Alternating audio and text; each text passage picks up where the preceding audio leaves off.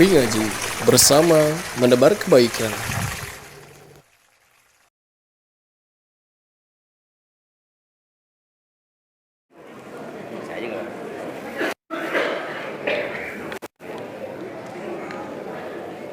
Jazakallah khairan.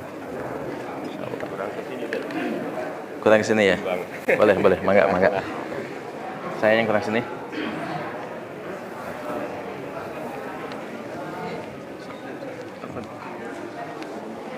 Ada yang ya.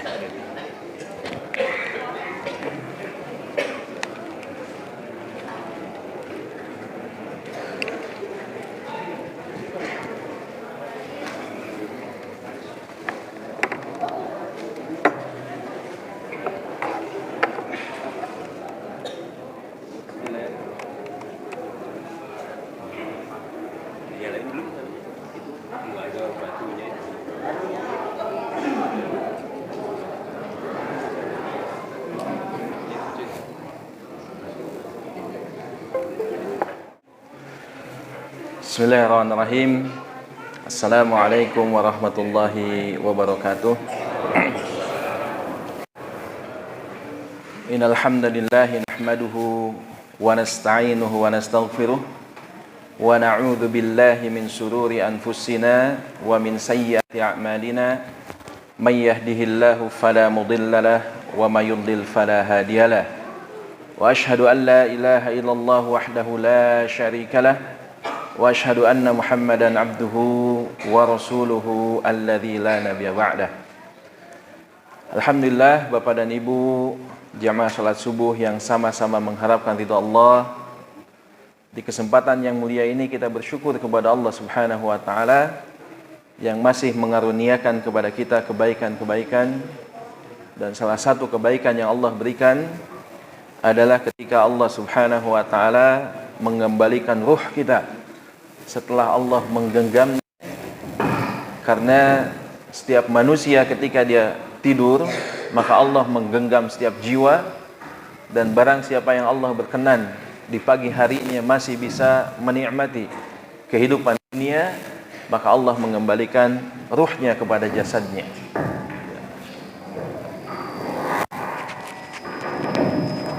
Ya. Sudah lebih keras sekarang ya, Masya Allah.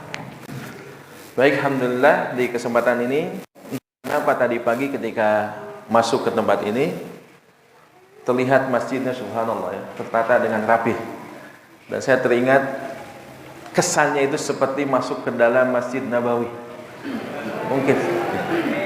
Mungkin saatnya kita berdoa kepada Allah, semoga dimudahkan kita untuk beribadah di Baitullah Al-Haram, juga bisa berziarah ke Masjid Nabawi insyaallah.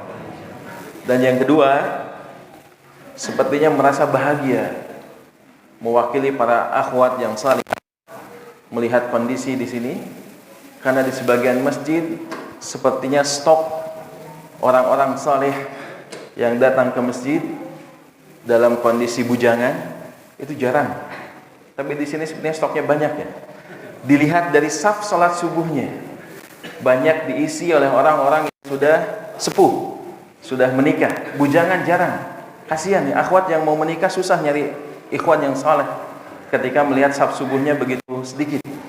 Tapi hari ini subhanallah, bahkan anak-anak kecil, calon-calon pemuda-pemuda pejuang Islam bisa hadir juga di sini, alhamdulillah. Baik, hari ini insyaallah kita akan membahas berkaitan dengan masalah salat. Pembahasan salat cukup ketika kita ingin membahas dengan detail. Ada sekitar 19 sampai 17 bahasan. Ya, 17 sampai 19 bahasan. Tapi hari ini kita langsung kepada daging. Kalau orang-orang mengatakan ada dagingnya, ada pelengkapnya. Karena kalau kita berbicara tentang pelengkapnya terlebih dahulu, sepertinya waktu kita tidak cukup. Tidak apa-apa, kita masuk ke dalam poin pokoknya berkaitan dengan bagaimana sih tata cara salatnya Nabi yang mulia sallallahu alaihi wasallam. Yang kita gunakan adalah buku yang ditulis oleh Dr. Abdullah Bahamam hafizahullah, yang beliau menulis buku ini diterjemah dari 14 bahasa.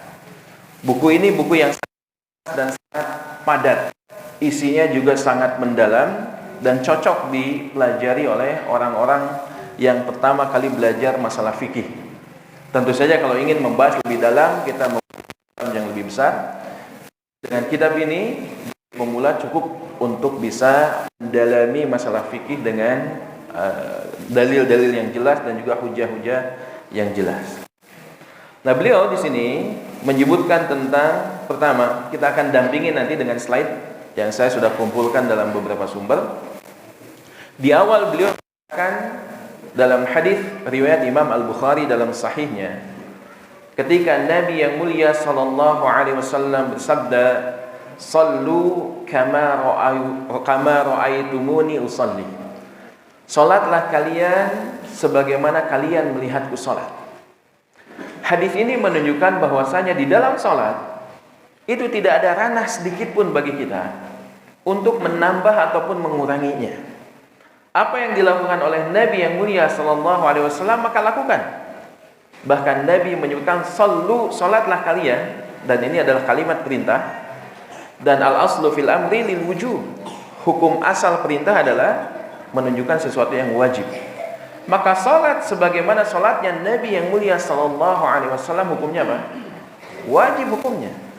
Tidak boleh kita mereka-reka, menambah-nambah sesuatu yang tidak pernah dilakukan oleh Nabi yang mulia sallallahu alaihi wasallam. Dalam hadis ini disebutkan kama ra'aitumuni usolli, sebagaimana kalian melihatku salat. Yang dimaksudkan adalah sebagaimana Nabi salat dilihat langsung oleh para sahabat radhiyallahu anhum ajma'in, dan kita meminjam pandangan-pandangan para sahabat yang menunjukkan bagaimana salatnya Nabi yang mulia sallallahu alaihi wasallam. Kemudian setelah itu penulis menyebutkan hadis yang sahih dalam riwayat Muslim dari Aisyah radhiyallahu anha tentang bagaimana salatnya Nabi yang mulia sallallahu alaihi wasallam. Kita lewat dulu hadisnya, kita bahas rinci, satu bagian kita jelaskan, satu bagian kita jelaskan. Yang pertama, bagi setiap orang ketika dia akan melaksanakan salat, maka yang pertama dilakukan adalah istiqbalul qiblah wa takbiratul ihram. Yang pertama adalah menghadap ke arah kiblat. Kalau kita lihat jemaah sekalian, dalam salat itu kan ada yang namanya syarat salat, kemudian ada rukun-rukun salat, ada wajib-wajib salat, ada sunnah-sunnah salat. Kira-kira nih, menghadap ke arah kiblat masuk ke mana? Syarat, rukun, wajib, ada sunnah.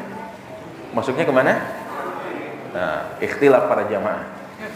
Sebagian menunjukkan wajib, sebagian rukun. Yang benar adalah syarat. Syarat salat. Syurutu sihhatis salah itu ada 5. Syarat sah salat itu ada 5. Kalau kita belajar fikih, Pak, itu harus banyak menghafal. Yang mana syarat, yang mana rukun, yang mana wajib.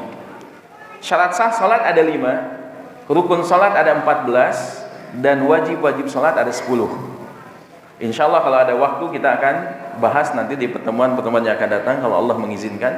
Karena ini akan menentukan ketika kita terlewat wajib sholat apa yang harus dilakukan, kalau kita terlewat rukun sholat apa yang harus dilakukan, dan ketika kita melakukan salah satu di antara kesalahan dalam sholat kita tahu apa yang harus dilakukan, dan salah satu caranya apa? Dihafal.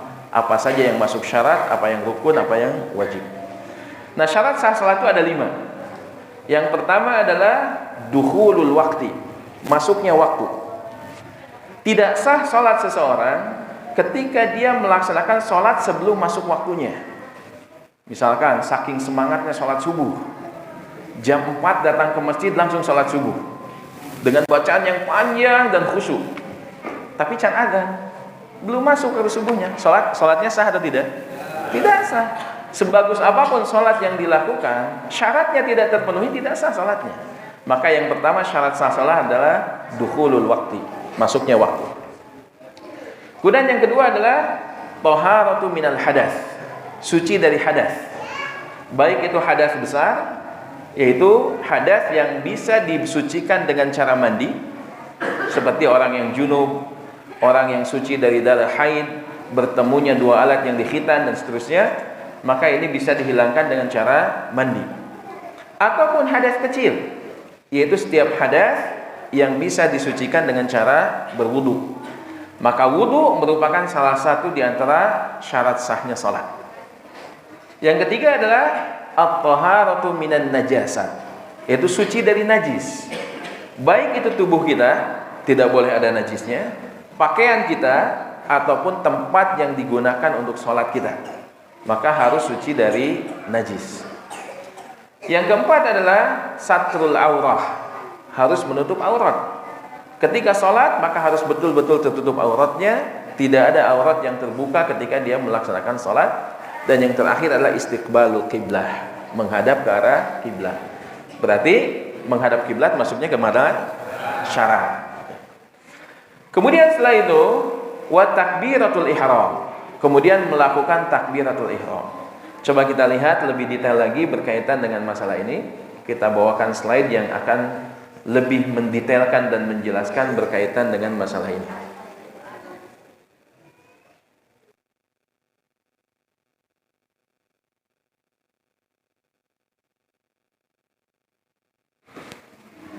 Sudah nampak ya? Baik. Ketika seseorang setelah berdiri menghadap kiblat dan dia berniat untuk melaksanakan salat yang tujuannya untuk membedakan salat apa yang dia lakukan saat itu. Seperti seorang wanita ketika dia pagi hari berwudu, kemudian dia salat 2 rakaat. Salat 2 rakaat yang dilakukan oleh wanita ini, apakah salat subuh atau qabla subuh? Bisa jadi dua-duanya. Tapi yang membedakan apa? Niatnya wanita ini sholatnya mau sholat apa? Qabla subuh ataukah sholat subuh? Sama caranya 2 rakaat. Tetapi terkadang ada sebagian wanita ketika dia sholat di rumahnya, itu niatnya untuk sholat qabla subuh dulu, kemudian setelah itu baru melaksanakan sholat subuhnya.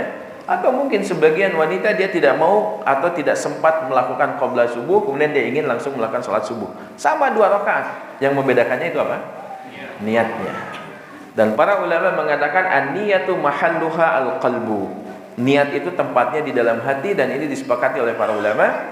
Dan ada yang menjadi ikhtilaf adalah ketika apakah dilafadzkan niat tersebut termasuk hal yang harus ataukah tidak. Ini menjadi khilaf para ulama, termasuk ke dalam pendapat madhab Imam Asy-Syafi'i, dan banyak pendapat yang berkaitan dengan masalah ini dalam madhab Imam Asy-Syafi'i.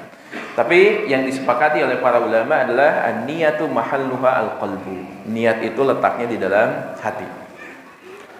Kemudian setelah itu bertakbiratul ihram dengan cara sebagaimana yang dikatakan dalam hadis riwayat Imam Abu Daud, dan hadis ini disahihkan oleh Syalbani rahimahullahu taala.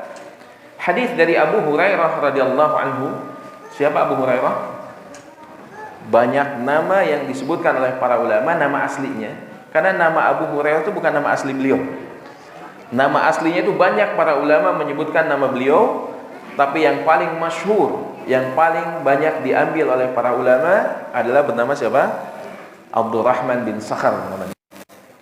Abu Hurairah adalah seorang sahabat yang paling banyak meriwayatkan hadis. Nah, beliau mengatakan, qala kana Rasulullah sallallahu alaihi wasallam, bahwasanya Nabi yang mulia sallallahu alaihi wasallam idza kabbara lis-shalah, ketika beliau bertakbir untuk melaksanakan salat. Takbir apa yang dimaksudkan? Takbiratul ihram, yaitu takbir yang menyebabkan dia haram melakukan apapun kecuali bacaan gerakan salat. Maka ketika beliau melakukan takbiratul ihram, ja'ala yadayhi hadwa mankibaihi, beliau menjadikan telapak tangannya itu sejajar dengan mankibaihi, sejajar dengan pundaknya. Ini cara yang pertama. Ketika bertakbir, mengangkat tangan, kemudian telapak tangannya itu sejajar dengan pundaknya. Kita berikan gambaran. Nah, ini salah satu di antara contoh ketika bertakbir, mengangkat tangan sejajar dengan pundaknya. Inilah takbir yang dilakukan oleh Nabi yang mulia sallallahu alaihi wasallam, dengan menghadapkan seluruh tubuh kita ke arah kiblat. Maka ketika bertakbiratul ihram, di mana posisi telapak tangan kita? Menghadap ke arah kiblat, dihadapkan ke arah kiblat. Maka ini cara yang pertama, mengangkat tangan sejajar dengan bahu. Apakah ini satu-satunya cara? Bukan. Karena Nabi yang mulia sallallahu alaihi wasallam mengajarkan dengan cara yang lainnya. Sebagaimana yang dikatakan oleh Malik bin Al-Huwairith. Beliau mengatakan anna Rasulullah sallallahu alaihi wasallam, bahwasanya Nabi yang mulia sallallahu alaihi wasallam kana idza kabbara, ketika beliau bertakbir, rafa'a yadayhi hatta yuhadhiya bihima udhunayhi. Beliau bertakbir sampai telapak tangannya itu sejajar dengan udhunayhi, kedua telinganya. Perlu contohnya, Pak? Nah, kita lihatkan gambarnya biar terlihat semuanya. Ini mengangkat tangan sejajar dengan telinga. Ini cara yang kedua. Berarti boleh sejajar dengan bahu, boleh sejajar dengan telinga. Terkadang sebagian orang ada yang bakhil. Ketika dia bertakbir, kadang takbirnya tidak sejajar dengan bahu, tidak juga dengan telinga. Ngangkatnya setengah. Ini adalah bukan hal yang dibenarkan. Dua cara, sejajar dengan bahu ataukah telinga. Kalau ada seseorang yang mengangkat tidak sampai ke bahu, berarti tidak sempurna sholat yang dilakukan, tidak mencontoh dari sholatnya Nabi yang mulia sallallahu alaihi wasallam. Atau terkadang ada orang yang terlalu berlebihan, mengangkat tangannya tidak telinga, tapi sih kayak gitu, Pak. Mengangkat tangan terlalu tinggi, maka ini pun tidak dibenarkan. Yang benar adalah sejajar dengan bahu ketika bertakbir, atau yang kedua adalah sejajar dengan telinga. Ini dua cara takbir yang dicontohkan oleh Nabi yang mulia sallallahu alaihi wasallam. Kemudian di dalam takbiratul ihram, mengangkat tangan, bagaimanakah posisi jari-jari kita? Maka dikatakan dari Abu Amir Al-Aqdi bahwasanya haddatsana Ibnu Abi Dza'bi, telah berkata kepada kami Ibnu Abi Dza'bi dan seterusnya, sampai ketika mengatakan dakhala alaina Abu Hurairah masjid Bani Zuraiq. Suatu ketika Abu Hurairah radhiyallahu anhu, yaitu Abdurrahman bin Sakhar, masuk ke dalam masjid salah satu di antara masjidnya Bani Zuraiq. Faqala, kemudian beliau bersabda, "Thalathun kana Rasulullah sallallahu alaihi wasallam ya'malu bihinna." Ada tiga hal yang dimana Nabi yang mulia sallallahu alaihi wasallam melakukan tiga hal tersebut, tarakahunna annas, tetapi manusia banyak meninggalkannya. Dan salah satu hal yang dikatakan oleh beliau, kana idza qama ila shalah, yaitu yang ditinggalkan oleh banyak manusia ketika dia berdiri untuk melaksanakan salat, qala hakadha, kemudian Abu Hurairah mengatakan begini caranya. Begini yang dimaksudkan seperti apa? Maka dikatakan awa asyara Abu Amir. Kemudian Abu Amir periwayat hadis ini mengatakan biyadihi, dengan menunjukkan telapak tangannya, walam yafrij baina asabi' walam yadhumha, yaitu dengan tidak terlalu yafrij, tidak terlalu membuka tangannya. Terkadang sebagian orang ketika takbir kan lebar tangannya, bukan seperti ini. Atau walam yadhumha, dan tidak terlalu mengetatkannya, merapatkannya.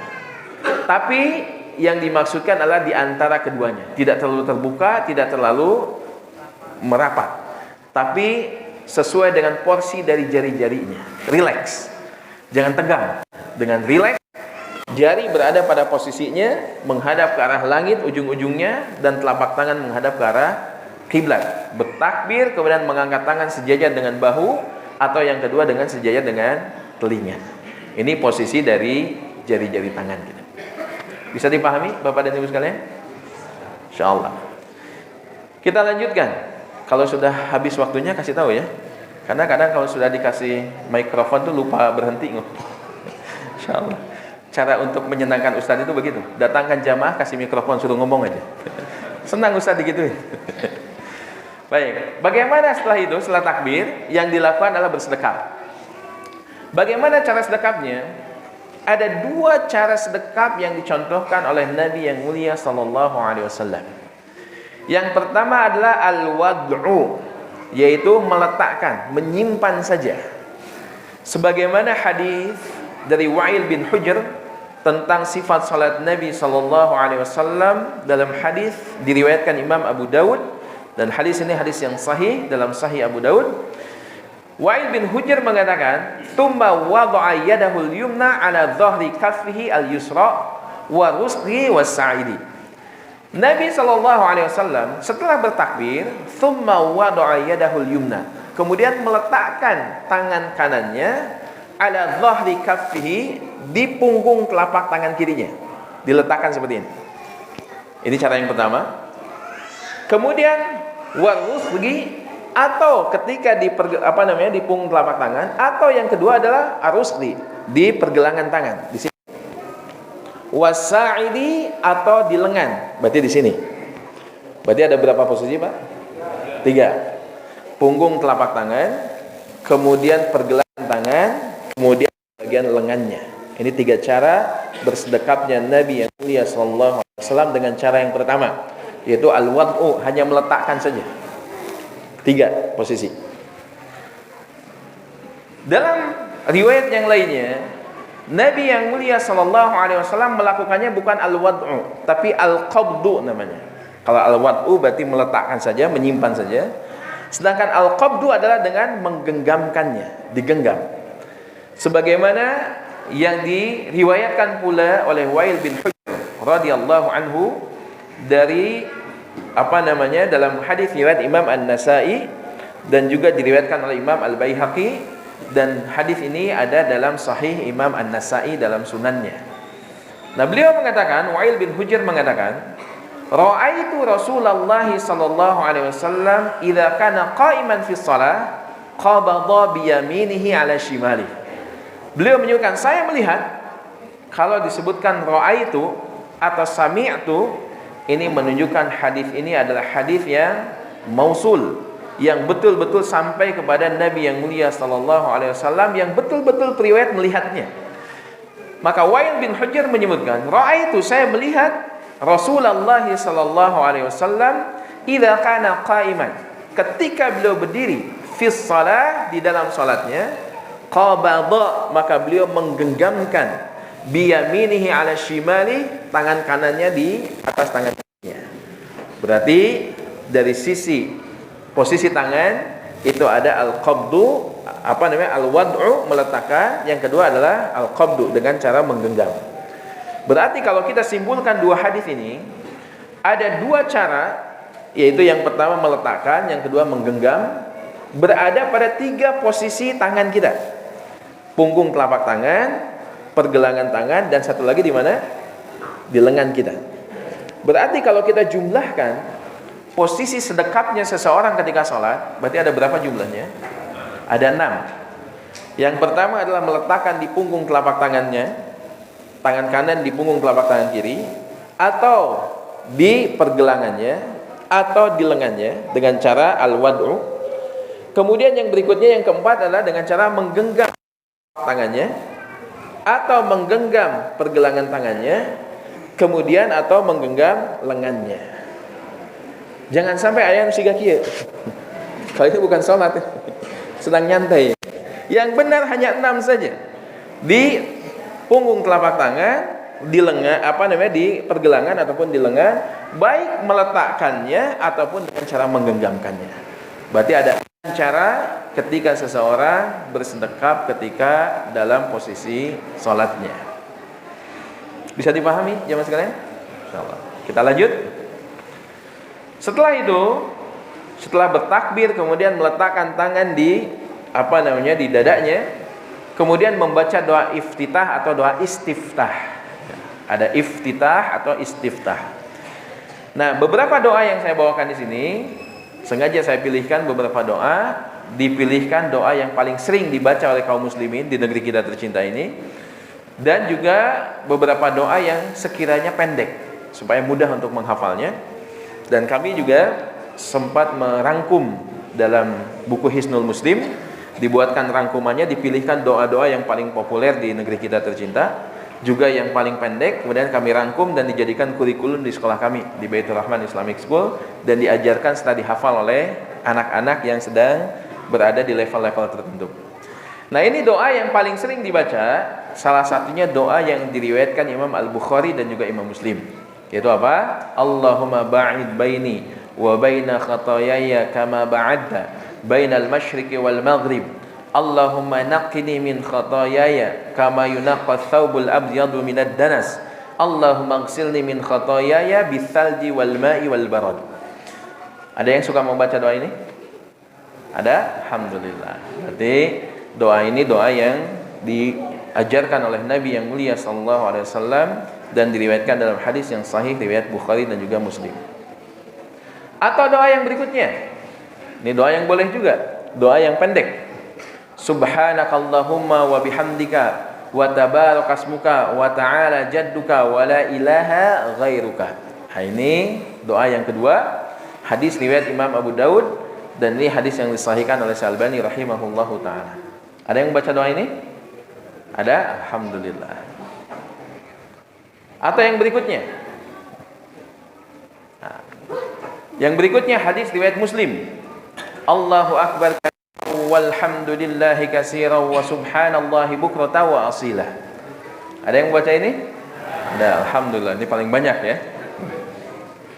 Kemudian yang berikutnya dalam hadis riwayat Muslim, alhamdulillahi hamdan katsiran tayyiban mubarakan fih. Nah, ini juga dibolehkan dibaca ketika istiftah. Ada yang membaca ini? Ada ya? Alhamdulillah. Atau ini yang panjang, ini yang paling panjang. Itu wajjahtu wajhiya lilladzi fataras samawati wal arda hanifa wa ma ana minal musyrikin. Inna salati wa nusuki wa mahyaya wa mamati lillahi rabbil alamin. La syarika lahu wa bidzalika umirtu wa ana minal muslimin. Allahumma antal malikul la ilaha illa anta rabbi wa ana abduka zalamtu nafsi, dan seterusnya. Apakah segini? Enggak, masih panjang, Pak. Ini hadis riwayat Muslim. Ini panjang bacaannya. Yang terkadang sebagian dari kita membaca sampai mana? Wa umirtu wa ana minal muslimin. Sampai situ. Padahal doanya masih panjang, itu karek sepertiganya itu. Masih ada 2/3 yang belum kita baca. Nah, ini doa-doa istiftah yang diajarkan oleh Nabi yang mulia sallallahu alaihi wasallam, dan kita boleh memilih salah satunya. Boleh yang panjang, boleh yang pendek, disesuaikan. Disesuaikan dengan kebutuhan. Kalau kita sedang melaksanakan sholat sunnah sendirian, yang memang disunnahkan membaca bacaan yang panjang, maka baca yang panjang. Seperti ketika qiyamul lail, dalam sholat tahajud, boleh kita membaca istiftah dengan istiftah yang panjang. Tapi kalau dalam sholat berjamaah, imam jangan terlalu panjang, khawatir makmum beakeun bacaan. Istiftahnya sudah selesai makmum, imam masih panjang baca, Al-Fatihahnya belum dibaca, makmum bingung baca naon deui. Maka dipilihkan sesuai dengan kondisi ya. Ini bacaan-bacaan istiftah. Kemudian setelah itu membaca surat Al-Fatihah sebagaimana hadis yang diriwayatkan Imam Al-Bukhari dan Imam Muslim dari Ubadah bin Samit radhiyallahu anhu. Beliau mengatakan, anna Rasulullah sallallahu alaihi wasallam qala la salata liman lam yaqra bi Fatihatil kitab. Tidak sah sholat seseorang ketika di dalam sholatnya tidak membaca Al-Fatihah. Al-Fatihah di dalam sholat itu masuknya kemana, Pak? Syarat, rukun, wajib, atau sunnah? Sebagian wajib, sebagian rukun. Yang benar adalah masuk ke dalam rukun sholat. Jumlahnya ada 14. Saya perkenalkan 4 saja ya. Ini metode yang kami ajarkan juga kepada siswa-siswa kami di Baitur Rahman Islamic School. Karena mereka wajib menghafal semuanya. Syarat sholat dihafal, rukun sholat dihafal, wajib-wajib sholat dihafal, kaidah-kaidahnya juga dihafal. Nah, cara menghafalnya kita berikan cara yang mudah. Menghafal rukun sholat itu dibagi menjadi beberapa kelompok. Kelompok pertama adalah 4 rukun itu dilakukan di awal sholat ketika dia berdiri. Yang pertama apa? An-niyah, niat. Niat masuk ke dalam rukun sholat. Untuk membedakan ini sholatnya sholat apa? Wajib atau sunnah. Kemudian yang berikutnya adalah ketika dia sudah niat adalah takbiratul ihram. Takbiratul ihram ini masuk ke dalam rukun sholat. Berarti menghadap kiblat kemana masuknya, Pak? Syarat. Jangan lupa tadi di awal di beja. Syarat sholat. Jadi menghadap kiblat masuk syarat bukan rukun. Ketika dia berniat untuk membedakan sholat apa yang akan dia lakukan. Yang kedua adalah takbiratul ihram. Kemudian yang ketiga apa? Yang ketiga apa? Qiraatul Fatihah, membaca Al-Fatihah. Perasaan membaca Al-Fatihah bukan yang ketiga deh. Yang keempat itu. Terus nu katiluna naon? Ya. Seseorang itu berniat untuk melakukan sholat, kemudian setelah itu bertakbiratul ihram, kemudian setelah itu Kenapa saya jadi lupa ya? Nah, al-qiyamu ma'al qudrah, berdiri ketika dia mampu. Kemudian yang keempat baru qiraatul Fatihah, membaca Al-Fatihah. Ini 4 rukun yang pertama. Berarti seseorang itu berniat untuk melaksanakan salat. Yang kedua al-qiyamu ma'al qudrah, wajib berdiri. Masuk ke dalam rukun salat, dalam salat wajib itu harus berdiri. Ma'al qudrah, ketika mampu. Sedangkan dalam salat sunnah, walaupun dia mampu, boleh melakukan salat sunnah dalam keadaan duduk. Tapi dalam salat wajib, maka dia harus berdiri ketika masih dia mampu berdiri. Kemudian yang ketiga adalah takbiratul ihram, dan yang keempat adalah qiraatul Fatihah. Berarti membaca Al-Fatihah masuk ke dalam rukun. Ini berkaitan dengan membaca Al-Fatihah. Berapa menit lagi nih, Pak? 30 menit lagi? Sejam lagi? Perasaan di rundown 45 menit. Tapi sisanya masih sejam ya. Baik. Kemudian setelah itu, ketika setelah melakukan takbiratul ihram, kemudian setelah itu mempersiapkan diri membaca Al-Fatihah, teknis dalam membaca Al-Fatihah, yang pertama adalah jangan lupa membaca isti'adzah atau membaca ta'awudz. Sebagaimana yang Allah Subhanahu wa taala firmankan, fa idza qara'tal qur'ana fasta'idz billahi minasyaitonir rajim. Apabila engkau akan membaca ayat Al-Quran, maka berlindunglah kepada Allah dari syaitan yang terkutuk. Dengan doa isti'adzah apapun yang kita mau. Bisa dengan a'udzubillahi minasyaitonir rajim, atau dengan doa apa lagi? Isti'adzah, a'udzubillahi samiil alim minasyaitonir rajim, atau dengan isti'adzah yang lainnya. Baru setelah itu membaca surat Al-Fatihah, dan setelah itu kemudian membaca amin ketika berada di akhir dari surat Al-Fatihah. Nah, hadis ini disebutkan oleh Abdullah bin Abi Qatadah an abihi, dari ayahnya. Subhanallah. Perhatikan dalam banyak hadis, baik riwayat Bukhari ataupun Muslim atau dalam riwayat yang lainnya, banyak periwayat hadis mengambil ilmu dari ayahnya. Lihat, Abdullah bin Abi Qatadah, dia mengambil hadis dari ayahnya. Berarti ayahnya seorang thalabul ilmi, anaknya juga sebagai thalabul ilmi. Dia belajar kepada ayahnya, mengambil hadis dari ayahnya. Indah, Pak, kalau begitu, Pak. Ayah dengan anak itu dua-duanya para penuntut ilmu. Ayah mengajarkan kepada anaknya tentang hadis, tentang riwayat hadis, tentang bacaan Al-Quran. Maka ini kondisi yang paling ideal. Jangan sampai anaknya suruh ngaji, ayahnya nonton TV, nonton bola, main gadget. Anaknya ngaji dicarahkan, ngaji. Ayo bapaknya ngaji. Maka indah kalau dalam satu keluarga, ayahnya mengaji, anaknya mengaji, istrinya juga mengaji. Maka ini keluarga yang indah, yang kita lihat visi misinya jelas. Keluarga itu visi misinya jelas. Masuk surga nggak sendirian, tapi masuk surga dengan keluarga. Keindahan yang sangat luar biasa. Nah, Abdullah bin Abi Qatadah dari ayahnya meriwayatkan bahwasanya anna Nabiyya sallallahu alaihi wasallam kana yaqra'u fi rak'atainil ulayain min adh-dhuhri wal asri bi Fatihatil Kitab. Bahwasanya Nabi yang mulia sallallahu alaihi wasallam di 2 rakaat pertama itu membacakan kepada kami itu surat Al-Fatihah di 2 rakaat awal min adh-dhuhri wal asri, ketika sholat duhur dan asar. Sholat duhur dan asar berarti bacanya dikeraskan atau dipelankan? Pelankan, sir. Tapi Nabi yang mulia SAW pernah memperdengarkan bacaannya di sholat duhur dan asar. Wa suratin wa yusmi'una al-ayah, dan juga surat setelah Al-Fatihah itu dibaca surat yang lainnya, wa yusmi'una, dan diperdengarkan kepada kami. Kalau diperdengarkan berarti keras atau pelan? Keras. Nabi pernah mengeraskan bacaan ketika zuhur, dan juga pernah mengeraskan ketika asar, padahal sholat ini sholat yang sir. Faidahnya apa?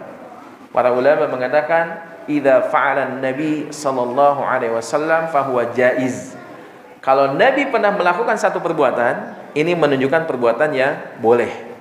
Nabi tidak sering zuhur dan asar membaca dengan keras, tapi pernah membacakan dengan keras, berarti membaca keras dalam sholat sir hukumnya boleh. Kapan itu dilakukan? Pertama, ketika dalam kondisi seorang guru mengajarkan kepada muridnya bagaimana cara bacaan yang benar. Seperti di TPA misalkan, anak-anak kecil diminta untuk sholat berjamaah, kemudian ditunjuk satu imam, so kamu jadi imam, bacanya dikeraskan. Boleh atau tidak? Boleh, li ta'lim, untuk pengajaran, agar tahu yang dibacanya sudah betul ataukah belum. Dengan adanya hadis ini menunjukkan tentang metode ini, metode yang dibolehkan. Diangkat menjadi imam satu orang, kemudian yang lain jadi makmum, diminta untuk dikeraskan bacaannya supaya diketahui ketika ada bacaan salah bisa dibetulkan. Ini dibolehkan. Wa yaqra'u fi rak'ataini ukhrayaini bi Fatihatil Kitab. Sedangkan 2 rakaat berikutnya dalam salat asar dan zuhur dan asar itu hanya membaca surat Al-Fatihah saja tanpa membaca surat lain selain surat Al-Fatihah. Berarti membaca surat Al-Fatihah dan surat lain selain Al-Fatihah dalam salat kita di rakaat yang keberapa? Rakaat pertama dan kedua saja. Ketika rakaatnya lebih dari 2 rakaat, maka sisanya hanya membaca Al-Fatihah saja tanpa disertakan bacaan surat-surat yang lainnya. Sebenarnya sudah siang ini teh. Yakin sejam lagi? Boleh, kalau mau sejam, mau sampai zuhur juga boleh. Boleh insyaallah. Baik, sepertinya kita cukupkan sampai di sini dulu ya, sampai Al-Fatihah dulu. Khawatirnya mungkin ada yang ingin ditanyakan supaya agak luas kita sesi tanya jawabnya. Kalau ada yang perlu dipertegas, diperjelas atau ditanyakan, silahkan ditanyakan. Nanti kalau dibutuhkan untuk melanjutkan kembali, nanti insya Allah kita akan lanjutkan dalam bahasan-bahasan yang lainnya insya Allah. Baik, untuk sementara materi pembuka sampai di sini dulu. Wassallallahu ala nabiyyina Muhammadin wa ala alihi washabihi ajmain wa akhiru da'wana alhamdulillahirabbil alamin. Mangga silahkan kalau ada yang mau bertanya, boleh, mangga. Bismillah.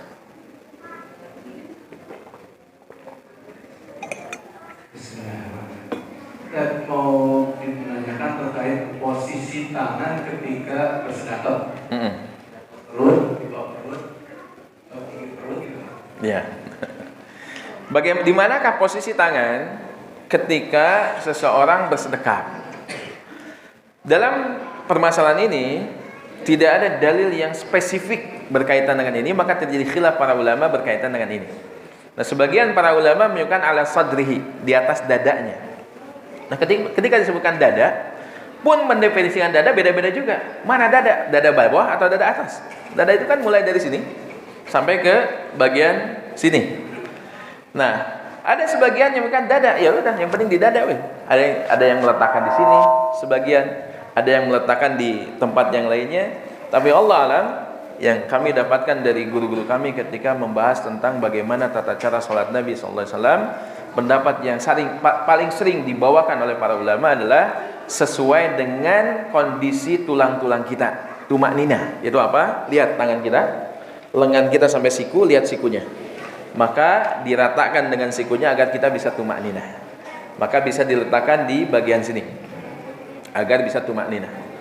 Dan kalau kita tumaknina, dan akan terasa Pak, posisi kita yang benar dalam sholat akan terasa ketika kita sholat dalam bacaan yang panjang. Kalau sedang sholat di Masjidil Haram atau Masjid Nabawi ketika sholat tarawih, atau di masjid-masjid yang diadakan i'tikaf, 1 malam 1 juz misalkan, ada yang 1 malam sampai 2 juz. Posisi kita dalam sedekap itu akan terasa nyamannya kalau kita benar-benar sedekapnya. Ketika diletakkan di posisi yang tepat, itu akan nyaman ketika kita meletakkannya. Allah alam, beberapa pendapat mengatakan tentang posisi tangan, tapi yang kami ketahui dari beberapa guru kami ketika menjelaskan masalah ini, maka yang paling sering digunakan adalah di dadanya. Meletakkan tangan hukumnya masuk ke dalam mana? Syarat, wajib, rukun, sunnah. Para ulama mengatakan sunnah. Makanya dalam madhab Maliki mereka tidak bersedekap, letakkan di samping. Ketika dia takbir kemudian diletakkan di samping, karena bukan termasuk hal yang wajib, bukan hal yang rukun. Makanya kalau Bapak dan Ibu sekalian melakukan sholat di Erdogan itu orang mana Pak? Orang Turki. Turunan kidul. Orang-orang Turki kan sebagian besar mereka itu bermadhab dengan madhab Hanafi, yang terkadang ketika takbir itu sudah letakkan di tangan, di bawah tangannya. Termasuk juga ketika mengucapkan amin. Jadi jangan kaget ya makanya pentingnya kita banyak belajar fikih madhab, supaya ketika kita berada di satu tempat yang bermadhab dengan madhab yang berbeda, kita tidak kaget. Karena mereka itu ketika menyebutkan waladhdallin itu aminnya disirkan. Pernah satu teman di Padalarang, jamaah kami, itu ada kegiatan di Turki, ada pameran tekstil dan beliau memang ahlinya di bidang itu. Sholat di situ. Ketika imamnya mengatakan waladhdallin, dia menyebutkan amin sendirian, satu masjid cuma dia sendirian. Karena dia bingung, nge-WhatsApp, Ustaz, nah habat menyebutkan amin. Memang begitulah sebagian para ulama mengatakan kalau amin itu dibaca tapi disirkan. Makanya berkaitan dengan perbedaan pendapat, kita harus berlapang dada dalam masalah ini. Termasuk juga dalam bersedekap. Wallahu a'lam, sedekap yang kami ketahui berkaitan dengan sedekap yang utama adalah dengan meletakkan di dadanya. Begitu, wallahu a'lam. Ada lagi yang lainnya? Ya. Mangga. Nah, ini ada yang bertanya tanpa mikrofon. Kita kasih dulu yang pakai mikrofon dulu ya. Nanti yang ini kita jawab. Ini panitia boleh nanya tidak? Boleh. Tadi ibu yang di belakang ada yang bertanya. Mikir sudah sampai, Bu? Oke. Atau kalau ada yang mau bertanya tapi malu bisa dicatat. Boleh lewat tulisan juga ya. Di Ahwat dan di Ibu juga sudah ada di kiri kanannya untuk bertanya. Atau bisa jadi bertanya lewat WhatsApp-nya Pak DKM. Silakan Ibu, sudah? Ya, silakan.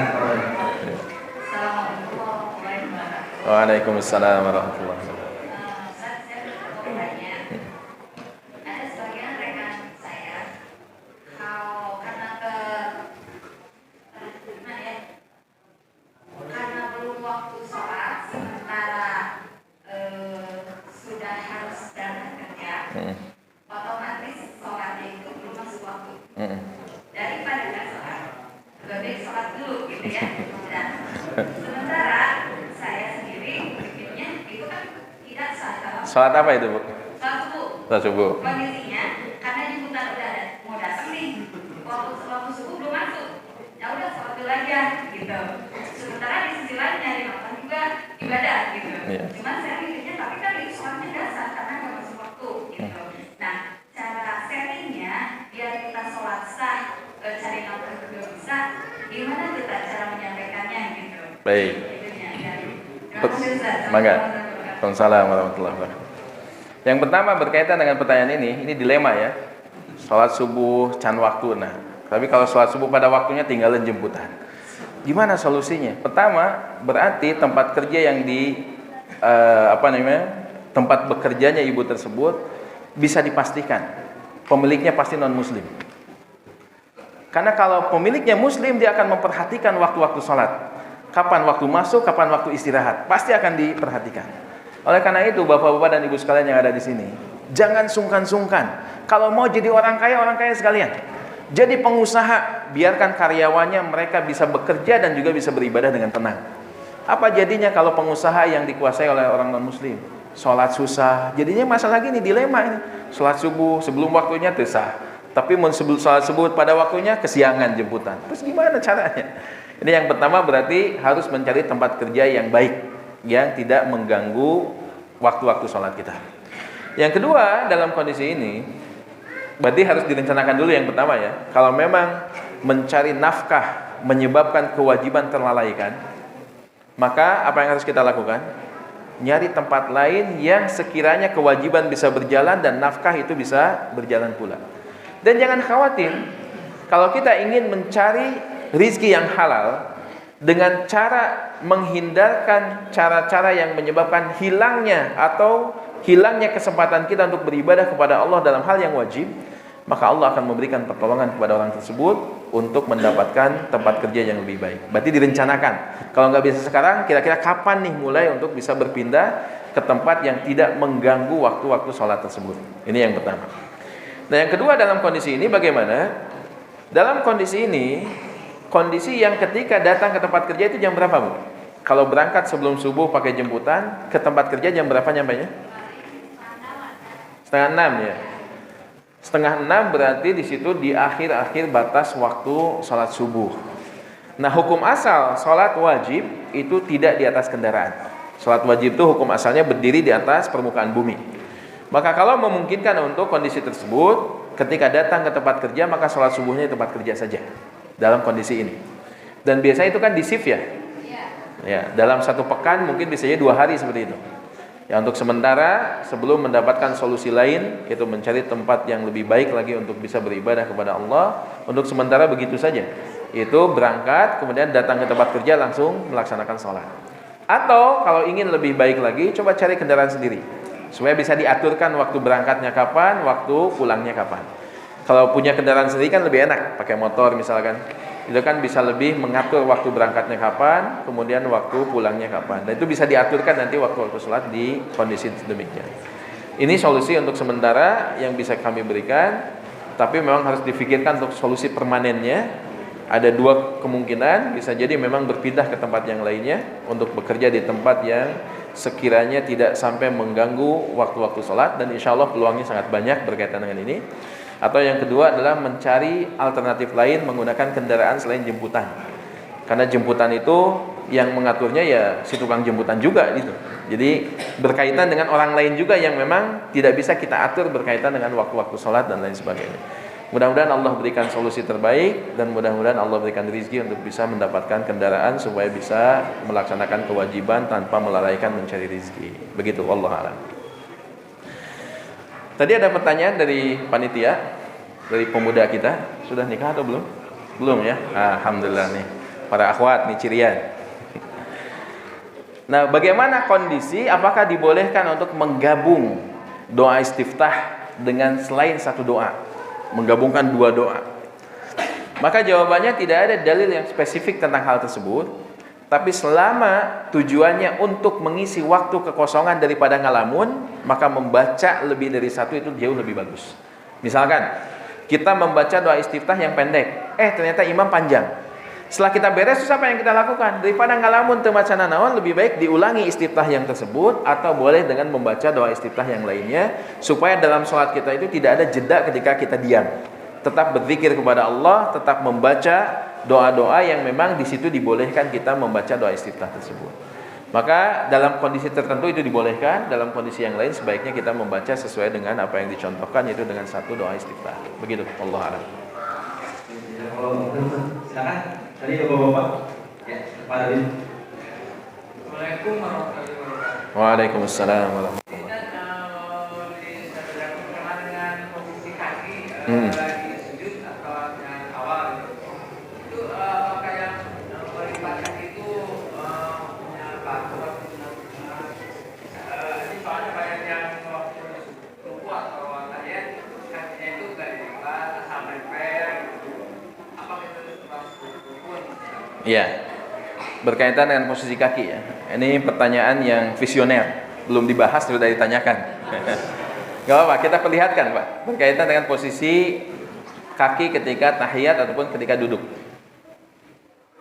Nah, ini posisi kaki yang benar ketika duduknya duduk iftirash, yaitu duduk di antara 2 sujud ataupun duduk ketika tahiyat awal. Jadi semua duduk di dalam sholat ini seperti ini. Salah satunya ya. Karena ada yang kedua namanya duduk iq'a namanya. Duduk yang dibolehkan dan termasuk sunnah adalah duduk iq'a, yaitu dengan menempelkan kedua telapak kakinya kemudian menduduki di tumitnya. Ini juga dibolehkan. Tapi duduk iftirash, semua duduk di dalam sholat selain duduk tahiyat akhir ini seperti ini. Itu duduknya dengan menduduki telapak kaki kiri dan menegakkan telapak kaki kanannya. Bisa terlihat sampai belakang? Ya. Insyaallah untuk dalil-dalil yang menjelaskan tentang ini kita akan bahas pada waktunya nanti insyaallah. Begitu Pak, Allah a'lam. Ada, sudah. Ya. Boleh. Ibu, silakan dari Ibu dulu gantian. Silakan Bu. Ditransfer dulu itunya, mic-nya. Transfer mic-nya. Ya, Pak. Bismillah, izin bertanya Ustaz. Ya. Bagaimana dengan hukum niat yang diperdengarkan seperti seorang guru yang mengajarkan anak-anak kecil untuk belajar sholat itu dengan sholat fardu gitu. Ya. Jadi saat si anak melakukan sholat di rumah itu akan terus terpakai sampai dewasa sampai tua. Mohon penjelasan Ustaz. Baik. Wa iyyakum jazakumullahu khairan. Nah, berkaitan dengan niat ini disebutkan oleh para ulama, fungsi niatnya untuk apa sih? Apa fungsinya niat?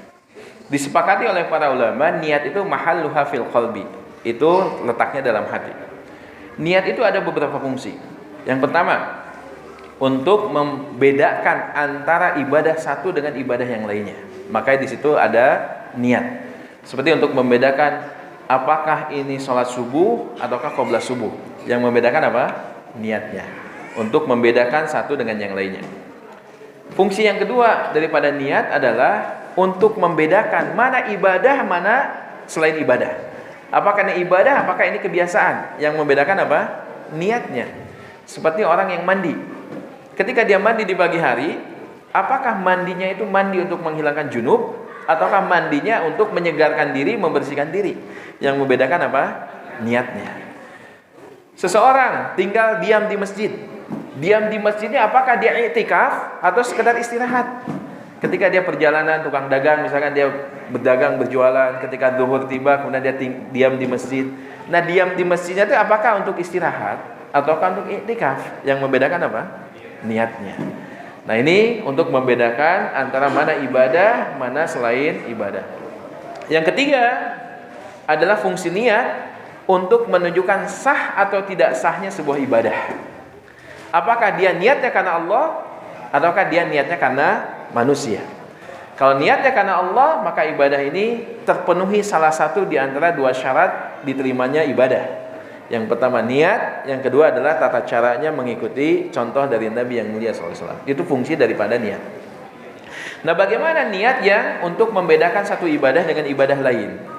Yang dalam madhab Imam Asy-Syafi'i itu dianjurkan, ada anjuran, disunnahkan untuk dilafadzkan, untuk bisa menguatkan ini niat ibadah apa, yang ini niat ibadah yang mana. Nah, dalam penjelasan kepada anak-anak dan lain sebagainya, untuk membedakan nih sholat zuhur 4 rakaat, terkadang harus dijelaskan dengan penjelasan-penjelasan tertentu. Maka bagaimana posisi kita dalam mendidik anak-anak tersebut? Maka pertama, bagi setiap guru, maka dia harus menjelaskan kepada anak-anaknya tentang posisi tersebut. Bahwasanya ini untuk membedakan saya, supaya kalian tahu nih, sholat zuhur 4 rakaat, asar 4 rakaat, maghrib 3 rakaat, isya 4 rakaat, subuh 2 rakaat. Yang kedua adalah peran orang tua di rumah. Ketika anak-anak sudah belajar, dikuatkan juga harus kerjasama antara pengajar yang ada di masjid atau di sekolah dengan orang tua yang ada di rumah. Maka perlu bersinergi dalam masalah ini. Maka kepada anak-anak perlu dijelaskan berkaitan dengan masalah ini, yaitu berkaitan dengan masalah membiasakan anak, memberitahu kepada anak kalau zuhur 4 rakaat, asar 4 rakaat. Ketika mereka sudah tahu sholat-sholat tertentu dengan rakaat-rakaat tertentu, maka dia bisa melakukannya tanpa harus melafalkan niat tersebut. Sama dengan yang lainnya, doa istiftah dibaca dikeraskan ketika belajar, itu kan boleh. Tapi ketika anak itu sudah hafal dan sudah tidak ada kesalahan istiftahnya, udah dalam sholat nggak usah dikeraskan lagi bacaan istiftahnya. Ini juga sama, pembiasaan dalam praktek realnya ketika ibadah itu dilakukan oleh anak tersebut, ini butuh dibiasakan kembali. Kapan waktunya? Menjelang anak ini balik.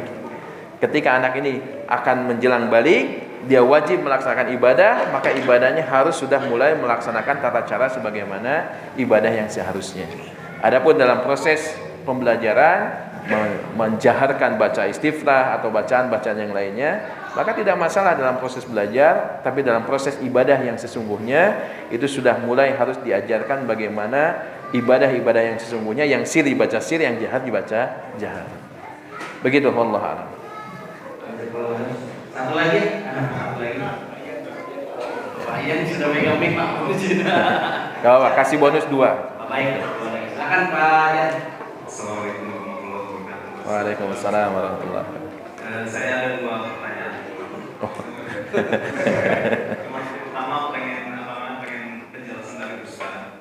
Saat sholat berjamaah dan imam mengeraskan suara bacaan Al-Fatihahnya, makmum apakah mendengarkan saja, mengikuti dengan sir, atau mendengarkan saja, nanti setelah bacaan surat yang lain, makmum membaca Al-Fatihah. Nah itu pertanyaannya. Yang kedua, saat dalam sholat membaca Al-Fatihah, terkadang kita mendengar juga mungkin di samping kita ada yang bacaannya lebih keras keras gitu. Nah, membaca ini pengertiannya seperti apa? Apakah mulut kita aja yang bergerak tanpa ada suara, atau memang ada suara sedikit, diharuskan sedikit, atau bagaimana? Baik. Terima kasih. Waalaikumsalam khairan. Bagaimanakah kondisi seorang makmum ketika imam membaca Al-Fatihah di salat jahar, salat maghrib, salat isya, dan salat subuh? Apakah makmum cukup mendengar, ataukah makmum ikut membaca, ataukah makmum mendengar kemudian membaca setelah imam selesai Al-Fatihah? Maka pertanyaan yang ditanyakan tadi ini menjadi khilaf para ulama, dan tiga-tiganya memang ada pendapat di antara para ulama.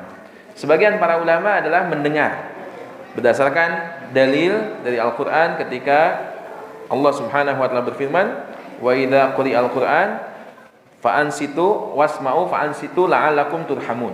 Ketika diperdengarkan bacaan Al-Quran, diam dan dengarlah. Berarti bacaan Al-Quran apa? Di dalam ataupun di luar salat. Ketika imam membaca maka mendengar. Hukum mendengar itu sama hukumnya seperti membaca. Maka bacaan imam sudah dicukupkan dengan bacaan tersebut, dan makmum cukup mendengar, dan dia akan mendapatkan sebagaimana yang dilakukan oleh imam. Pahalanya seperti orang yang membaca ketika dia sungguh-sungguh dalam mendengar. Ataukah yang kedua, imam membaca kemudian makmum ikut membaca? Ini juga dibolehkan. Ketika imam membaca, makmum ikut membaca selama tidak mengganggu bacaan imam. Karena Nabi yang mulia sallallahu alaihi wasallam pernah menegur seorang sahabat yang membaca bacaan ketika Nabi membaca Al-Quran, ditegur, dan beliau menyebutkan jangan lakukan itu kecuali ketika membaca Al-Fatihah. Atau yang ketiga, menyimak setelah itu kemudian imam membaca surat lain, dia membaca Al-Fatihah. Ini pun pendapat yang dibolehkan oleh para ulama berkaitan dengan tiga cara ini. Cuman pertanyaan yang mana yang lebih utama? Cara yang pertama, kedua, atau ketiga? Wallah alam, karena ini adalah khilaf, setiap ulama menyebutkan yang ini afdol, ini afdol, ini afdol. Tapi kalau saya, wallah alam, melihat beberapa penjelasan para ulama berkaitan, pertama, makmum ada anjuran untuk memperbaiki bacaan imam ketika imam salah. Jadi ketika imam membaca salah, makmum mengingatkannya. Nah, makmum itu tidak akan mungkin bisa mengingatkan bacaan imam kalau dia sibuk membaca sesuatu yang lain selain yang dibaca imam. Misalkan imam membaca Al-Kafirun, dia membaca Al-Fatihah. Di waktu yang bersamaan makmum membaca Al-Fatihah, gak akan mungkin bisa nyimak bacaan imam. Dan ketika imam salah, belum tentu si makmum ini tahu. Padahal dia dianjurkan untuk mengingatkan bacaan imam. Oleh karena itu, wallahu alam, pendapat yang saya tahu lebih kuat dibandingkan yang lain adalah mendengarkan bacaan imam dengan seksama, maka itu hukumnya sama seperti membacanya. Ketika imam salah dalam membaca, maka dia bisa mengingatkan, dan sholat menjadi lebih baik, dan sholat berjamaahnya akan terjaga kebaikannya dalam kondisi yang demikian. Walaupun pendapat yang lain boleh juga untuk dilakukan. Begitu, wallahu a'lam. Kemudian yang kedua berkaitan dengan, tuh kan kalau lebih dari satu saya lupa yang kedua. Yang kedua tadi apa? Mohon diulang sedikit. Saat membaca surat Al-Fatihah, kita apakah oh iya, dibaca keras, ya. Batasan membaca qiraah dalam sholat itu seperti apa? Kita lihat definisi sholat itu apa? Definisi sholat adalah at-ta'abbudu lillah, beribadah kepada Allah biqaulin wa fi'lin makhsusin, dengan ucapan dan perbuatan yang khusus. Muftatahatun bitakbiratil ihram, dibuka dengan takbiratul ihram, wa muhtatamatun bi at-taslim, ditutup diakhiri dengan salam. Berarti sholat itu adalah qaulun wa amal, ucapan dan amal. Berarti ketika kita sholat, maka kita harus membaca. Batasannya mana membacanya? Disebutkan membaca adalah dengan menggerakkan bibir kita, itu sudah dianggap sebagai orang yang membaca. Dan dalam keadaan berjamaah, maka perhatikan jamaah yang lain, yang terkadang sunnah dan keafdolan perlu kita tunda untuk kemaslahatan. Contohnya apa? Tadi membaca dengan bacaan yang diperdengarkan oleh kita membaca supaya kita bisa mendengar bacaan tersebut, maka ini dibolehkan.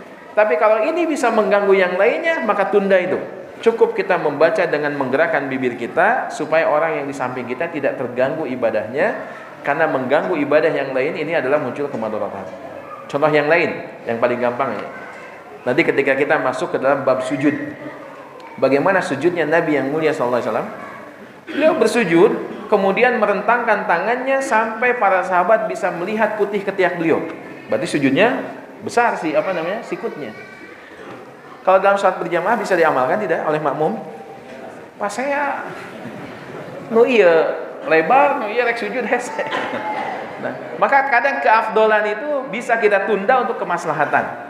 Jadi ketika dalam salat berjamaah, maka ketika bacaan, pastikan bacaan tidak mengganggu. Bukan cuma bacaannya, mengganggu orang lain yang sedang beribadah, itu hukumnya bisa sampai haram atau paling tidak makruh.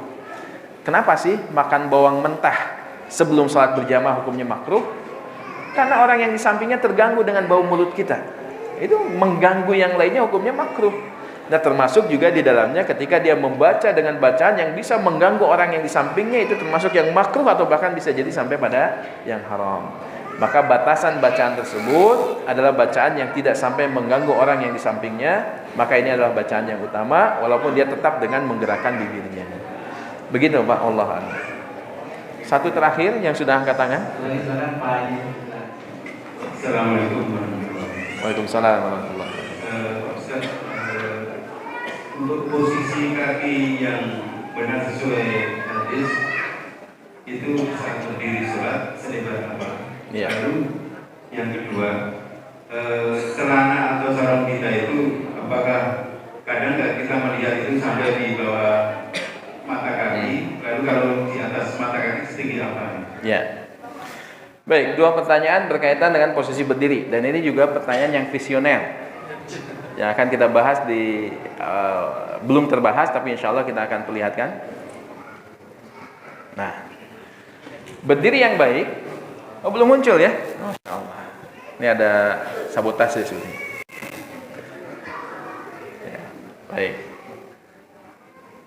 Oke.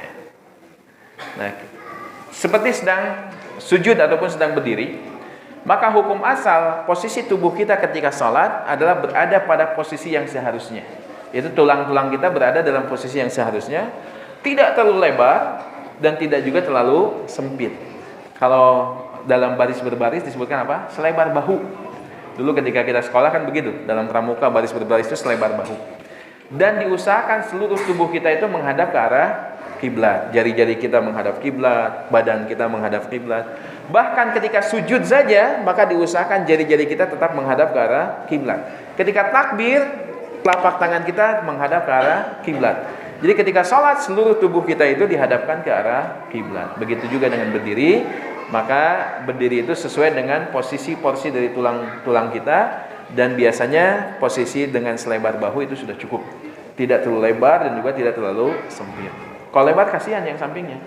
Kadang ada orang yang ingin nempel kakinya kemudian diudang, kaki orang lain dikejar terus sampai dia jadi cangegang gitu. Ini juga kan jadi tidak tumakninah. Dan tumakninah termasuk ke dalam rukun sholat. Tumakninah itu rukun sholat yang ke-13. Jadi ya, maka kita harus betul proporsional dalam melaksanakan sholat. Begitu Pak, Allah a'lam. Dan yang kedua berkaitan dengan posisi kain di atas mata kaki itu di mana? Pertama adalah yang penting di atas mata kakinya, itu paling minimal. Yang kedua adalah yang afdol itu sampai pertengahan betisnya.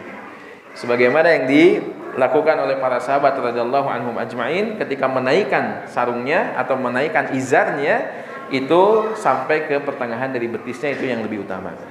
Ini berkaitan dengan posisi dari kain ketika dia dalam keadaan sholat. Begitu Pak, Allah a'lam.